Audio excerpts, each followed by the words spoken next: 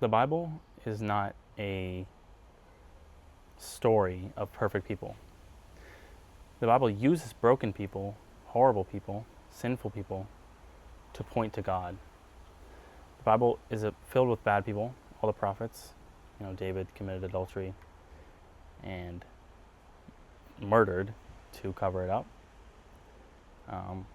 The Apostle Paul, one of the most feared apostles, like one of the greatest apostles, wrote most of the New Testament, most of the Bible, used to kill and persecute Christians, literally murder them. And now he's wrote so much in the New Testament and laid the foundations for the church.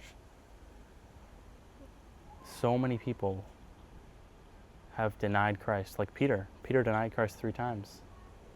And he was the rock that the church is built on.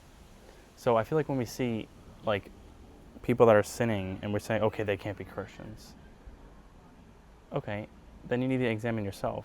Am I perfect? No, no one's perfect. The Bible standard tells us that no one's perfect. So the Bible uses bad, sinful people to point to God. God doesn't approve of the sin. God punished David. He didn't approve of what Saul and Paul were doing to Christians. He did not approve of what happened in the Garden of Eden, which is why he condemned all of humanity. So I feel like no one in the Bible is perfect, and we're all sinners, but it uses the stories to point to Christ. And that's also an example that the greatest apostles, people who wrote most of the Bible, used to be some of the most horrible people, but Christ transformed them. The gospel transformed them. So we have to look at the gospel and be like, this is going to transform me. It doesn't matter who I was before.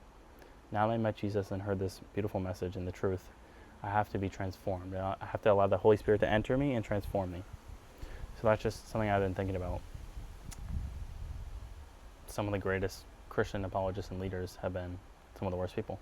So don't ever count yourself out. There's always a chance for you to come to Christ, and flee from your sin and get better. I was watching on my Instagram Reels, I saw a street preacher in Seattle preaching at the World Cup, talking about you won't be sinless when you come to Christ, but you will sin less. And I really like that quote, so I hope you guys can learn from some of that. God bless.